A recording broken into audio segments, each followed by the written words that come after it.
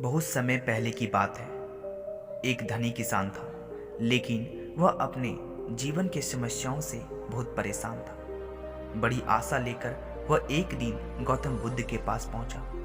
उसने गौतम बुद्ध को प्रणाम किया और उनसे आशीर्वाद मांगा। गौतम बुद्ध ने भी हाथ उठाते हुए आशीर्वाद दे दिया। फिर वह किसान कहने लगा, हे पूजनीय ऋषि, मैं एक बड़ी समस्या में हूँ और केवल आप ही हैं जो मेरी मदद कर सकते हैं। बुद्ध चुपचाप उसकी बातें सुनने लगे और वह किसान अपनी समस्या सुनाने लगा। उसने कहा, मेरा एक बेकार बेटा है जो उसे परेशान करते रहता है। उसकी बात नहीं मानता है, उसे पर्याप्त सम्मान नहीं देता है। उसका पारा उसकी पत्नी के ऊपर भी चढ़ा हुआ है, क्योंकि वह हमेशा अपने बेटे के समर्थन में खड़ी रहती है।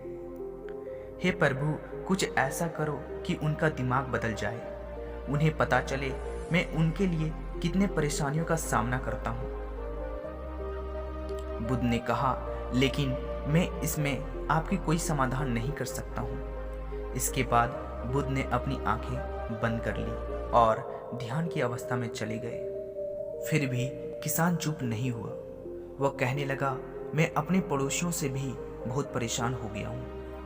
वह मेरे बारे में उल्टी सीधी बातें करते रहते हैं, मेरे बारे में तरह तरह की अफवाहें फैलाते रहते हैं। बुद्ध ने कोई जवाब नहीं दिया, लेकिन किसान को अपनी समस्याओं का हल चाहिए था।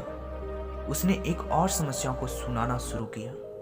उसने कहा, मैं आने वाले फसल को लेकर के भी चिंतित हूँ। इस बार मौसम फसल के अनुकूल नहीं है।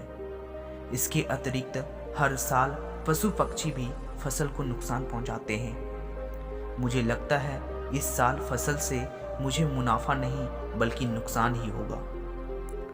बुद्ध ने बड़े शांत भाव से जवाब दिया, मैं इसमें भी आपकी कोई सहायता नहीं कर सकता हूँ। मगर किसान को अब भी बुद्ध की शक्तियों पर विश्वास था, इसलिए उसने एक और समस्याएं बताई, यह सोचकर कि शायद इस समस्या का हल उसे मिल जाए।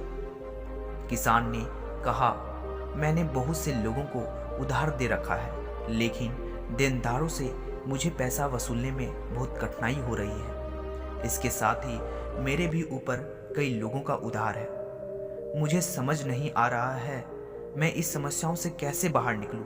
हे प्रभु, क्या आप मुझे इस समस्याओं से बाहर निकालने में मेरी कोई मदद कर सकते हैं? बुद्ध ने थोड़ा विचार करते हुए कहा, नहीं, मैं इसमें भी आपकी कोई मदद नहीं कर सकता हूँ। यह सुनकर किसान को बहुत क्रोध आया। वह ऊंचे आवाज में बोला, फिर आप किस बात के लिए अच्छे हो? लोग कहते हैं आप बहुत ज्ञानी हो, लेकिन अब भी आप मेरे किसी समस्याओं को दूर करने का कोई उपाय नहीं बताया।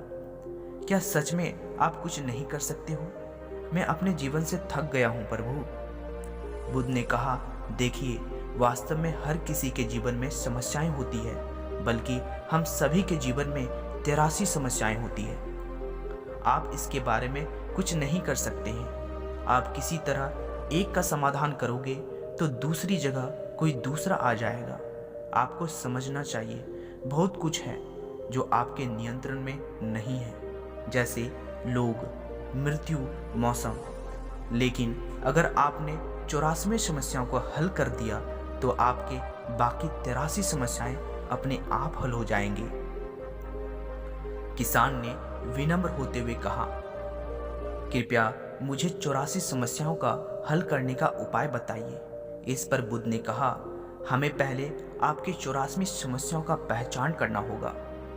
किसान ने बड़ी उत्सुकता के साथ पूछा, कृपया करके मुझे बताइए मेरी 84 समस्या क्या है? बुद्ध ने कहा, आपकी 84 समस्या यह है कि आप जीवन में कोई समस्या चाहते ही नहीं हैं। आप चाहते हैं कि आपके जीवन में 83 समस्या ना हो, लेकिन यह संभव नहीं है। समस्या हमेशा आपके जीवन का हिस्सा बनी रहेगी।